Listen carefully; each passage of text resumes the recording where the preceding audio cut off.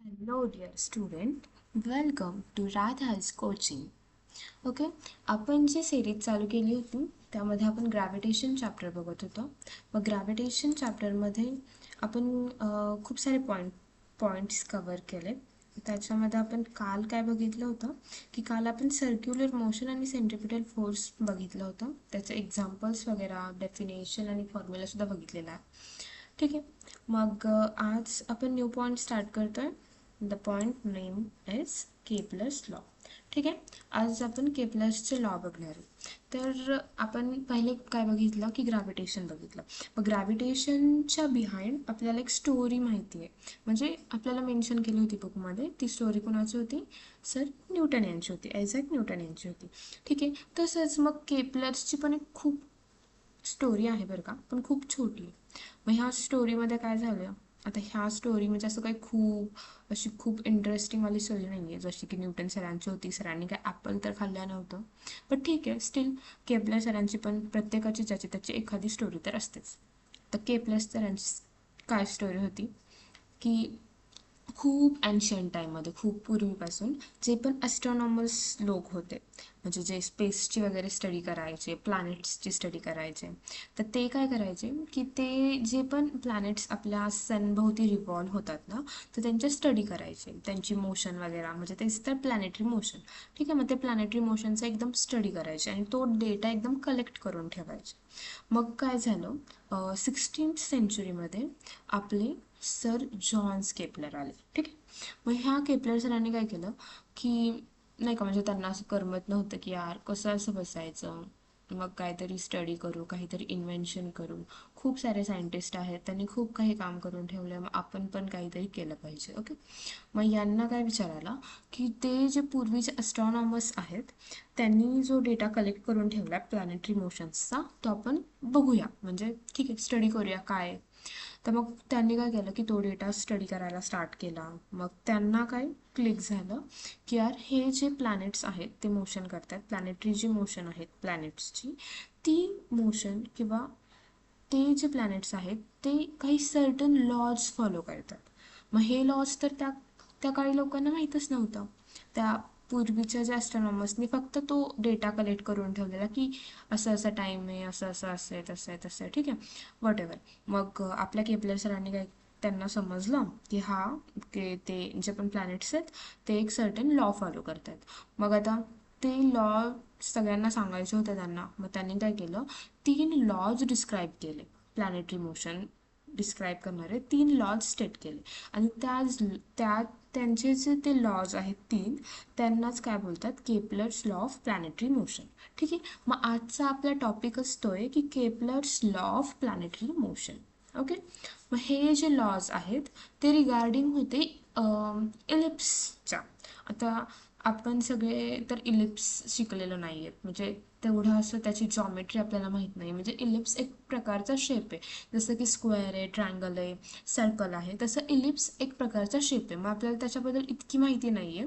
तर ह्या do you नोचा जो पार्ट आहे ना, त्यांनी याच्यामध्ये आपल्याला ते इलिप्स काय असतंय, म्हणजे त्याचं जे पण काही फीचर्स असतील ते सगळं आपल्याला डिस्क्राईब केलं आहे. ठीक आहे. तर आपण आपल्या नोट्समध्ये बघूया एकदम सिम्प्लिफाईड वेनी की नक्की हे इलिप्स असतं तरी काय. ओके. तर आपण बघूया. ओके. हा इलिप्स आहे ना, तो जर जास्त इझी वेने समजून घ्यायचा असेल ना, तर पूर्वीच्या काळी नाही का, आता पूर्वीचंच काळ म्हणायला लागेल, आता तर बर्थडे सेलिब्रेशन करायच्या खूप साऱ्या न्यू न्यू पॅटर्न्स आलेत. मग आमच्या काळी तर कसं होतं ना की ज्याचा पण बड्डे असायचा ना, आम्ही त्याच्या घरी रात्री केक कापायला जायचो. आणि मग केक कापला वगैरे वगैरे केलं, केक वगैरे कटिंग करायचं म्हटल्यावरती ते लोक काय करायचे ना की आम्हाला ते कॅप्स द्यायच्या, बर्थडेच्या कॅप्स. पण काय ना, मला त्यातली एकच गोष्ट आवडायची नाही की ज्याचा बड्डे असायचा ना की त्याला खूप सारी डेकॉर केलेली कॅप भेटायची. आणि आम्ही जे पण बड्डे सेलिब्रेट करायला जायचो ना की त्यांना अशी खूप सिम्प्लिफाईड एकदम साधी अशी जस्ट कोन, आईस्क्रीमचा कोन डोक्यावरती ठेवला असं वाटायचं. ठीक आहे. तर तो आईस्क्रीमचा कोन जो आहे ना त्या टाईपची कॅप असायची. ठीक आहे. मी तर ट्राय करते. हां, माझी कॅप तर अशीच होती बाबा. हां, अशी जी कॅप आहे ना, तर ती कॅप घ्यायची आपण. ती अशी इन्क्लाइन म्हणजे तिरकी कट करायची. ठीक आहे. म्हणजे हा सेम त्याचा इनर पार्ट पण असंच असणार आहे. ठीक आहे, लाईक इथे दाखवलंय त्यांनी. इथं जसं दाखवलंय ना तसं की ती जी कॅप आहे ना बर्थची कॅप, ते आपण अशी तिरकी कट केली आहे. तिरकी कट केल्यावरती त्याच्या आतमध्ये जो सर्कल दिसतो आपल्याला, राईट, हा जो सर्कल आहे, हा हा जो शेप बनला, हा टोटल शेप, त्याला आपण काय बोलतो, इलिप्स बोलतो. ठीक आहे, इलिप्स समजलं सगळ्यांना. इलिप्स कसं आहे, सेम अंड्यासारखं आहे. जे पण लोक अंडी खातात त्यांना माहीत असेल, अंड म्हणजे सगळ्यांनीच बघितलं आपल्याला अंड्याचा शेप कसा असतोय, सेम तसा असतोय. मग इलिप्स कसं तयार होतं आपण बघितलं की ती जी कोनवाली कॅप आहे त्याला आपण इन्क्लाइंड वेमध्ये कट केलं तर खालचा जो पोर्शन राहतो त्याचा वरचा शेप जो आहे त्याला आपण इलिप्स बोलतो. सेम लाईक असा असतो शेप. ठीक आहे, मग ह्या इलिप्सबद्दल आपण काय माहिती बघणार आता. तर इलिप्समध्ये काय असणार आहे की हा इलिप्स आहे, राईट. ह्या इलिप्सला म्हणजे जसं की सर्कल असतो, सर्कल, आपल्या सर्कलला किती सेंटर असतात, 1 सिंगल सेंटर असतं. पण हा जो इलिप्स बाबा आहे तर इलिप्स बाबाला 2 सेंटर आहेत. ठीक आहे, म्हणजेच 2 फोकल पॉईंट आहेत, एक F1 आणि एक आहे F2. ठीक आहे, हे 2 त्याचे सेंटर्स आहेत. मग इलिप्सला किती पॉईंट असतात, किती फोकल पॉईंट असतात, तर 2 असतात. याच्यामध्ये कुठले दिलेत, F1 आणि F2. आणि हे जे आहेत A B C हे इलिप्सवरचे डिफरंट पॉईंट्स आहेत, डिफरंट प्लेसवरचे डिफरंट पॉईंट्स आहेत. तर मला काय सांगायचं आहे की लाईक हा ए पॉईंट आहे ना, तर मग हा ए पॉईंटपासून, ह्या ए पॉईंटपासून मी F1ला एक लाईन कनेक्ट केली आहे आणि F2ला एक लाईन कनेक्ट केली आहे, राईट. ठीक आहे, मग हे जे डिस्टन्स आहे AF1 प्लस AF2, सिम्प्लिफाईड वेने लक्षात काय ठेवायचं आहे की हा जो पॉईंट आहे तो मी एका F1 या फोकल पॉईंटला जोडला आहे आणि दुसऱ्या साईडला F2 या फोकल पॉईंटला जोडला आहे. मग ही जी लाईन जॉईनिंग आहे की AF plus AF2, AF1 plus AF2, हे जे डिस्टन्स आहे ते इक्वल असणार आहे, एक्झॅक्टली इक्वल असणार आहे की बीने जे लाईन जॉईनिंग केली F1ला आणि F2ला त्यांच्या ॲडिशन इतकी. ठीक आहे, as it is same point C सोबत सुद्धा होणार आहे की सीनं जे लाईन जॉईनिंग केली आहे F1 सोबत आणि F2 सोबत, लाईन समजून घ्या म्हणजे थोड्या तिरक्या कर्व आलेत, बट इथं मी मेन्शन केलं की नाही का AF1 प्लस AF2 हे जे डिस्टन्स आहे ते एक्झॅक्टली इक्वल आहे BF1 आणि BF2. ओके, रॉंग मिनिंग घ्यायचं नाही, BF1 आणि BF2. ठीक आहे, सेम ती कोणाच्या इक्वल असणार आहे फर्दर, CF1 आणि CF2च्या. हे काय इलिप्सचे फीचर्स आहेत. इलिप्सच्या फीचर्समध्ये आपण डिटेल बघूया. इलिप्सच्या फीचर्समध्ये आपण आता काय काय बघितलं, एक मिनिट. ओके, इलिप्सचे फीचर्स बघूया. व्हॉट इज इलिप्स आपण बघितलं, व्हॉट इज इलिप्स. ठीक आहे, सगळ्यांना समजलं असेल इलिप्स म्हणजे काय.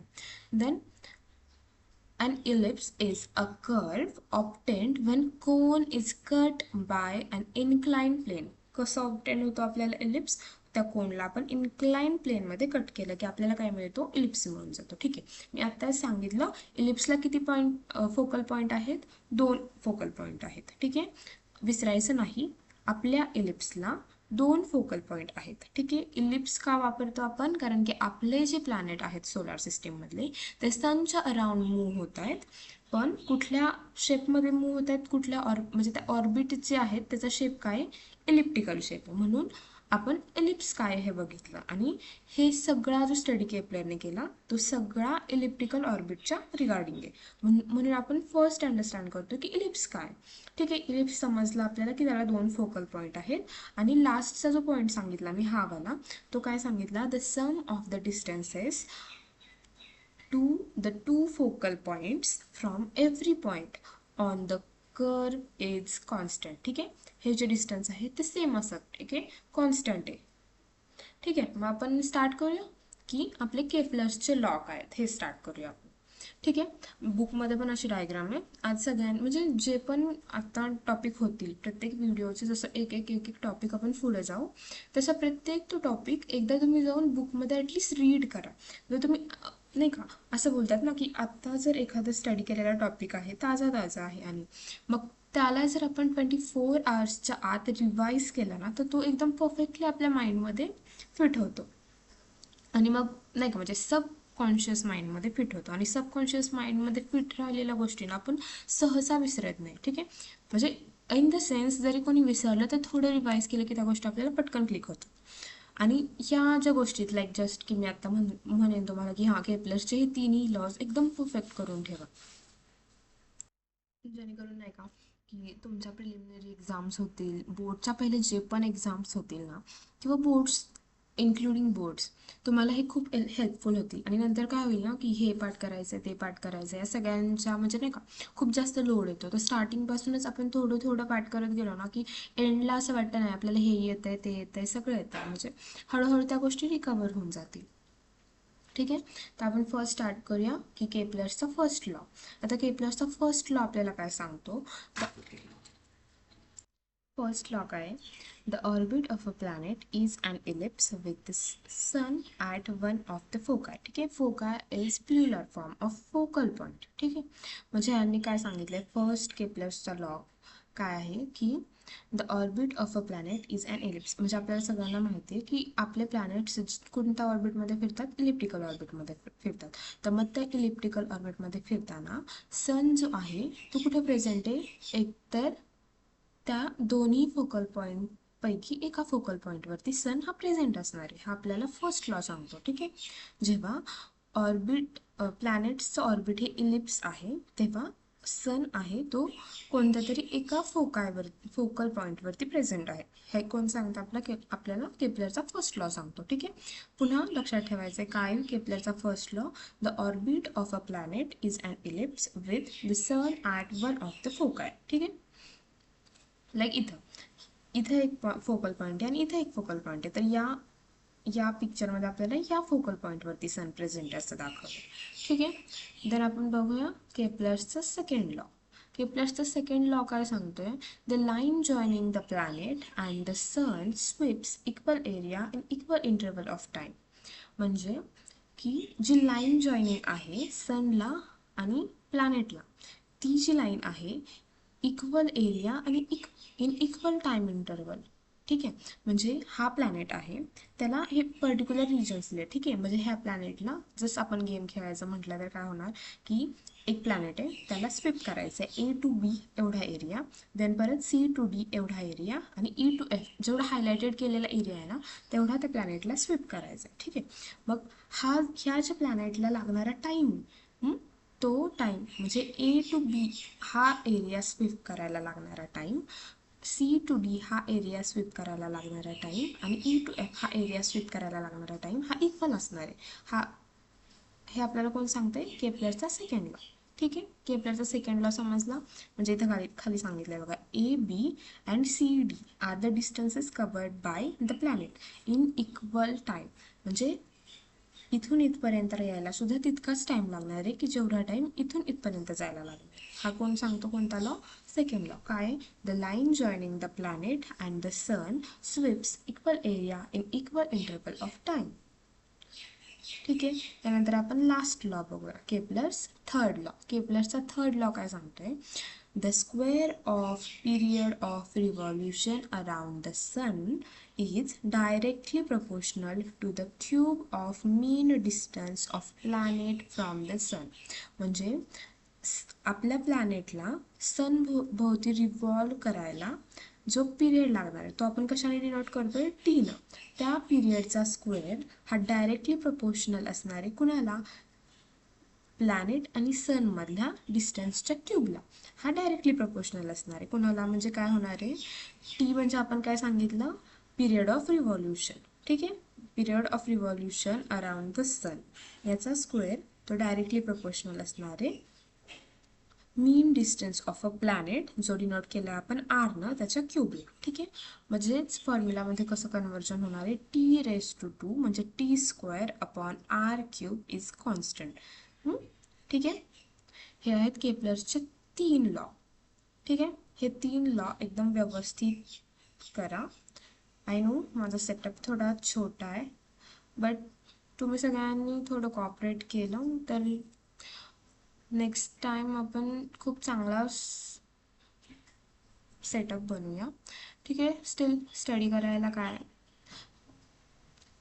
स्टडी करणाऱ्यांना सगळीकडे ठीक वाटतं. म्हणजे आय होप तुम्ही सगळं अंडरस्टँड कराल आणि तुम्हाला बेटर वेनं सांगायचं ट्राय करते मी. ओके, तर नेक्स्ट पॉईंट आपण उद्या बघूया. आताच्या सेशनमध्ये इतकंच. Thank you. Please like, share, comment करा, तुमच्या फ्रेंड्सला सांगा. आपण एकदम कंटिन्युअसली सिरीज कंटिन्यू करणार आहे. Okay, bye bye.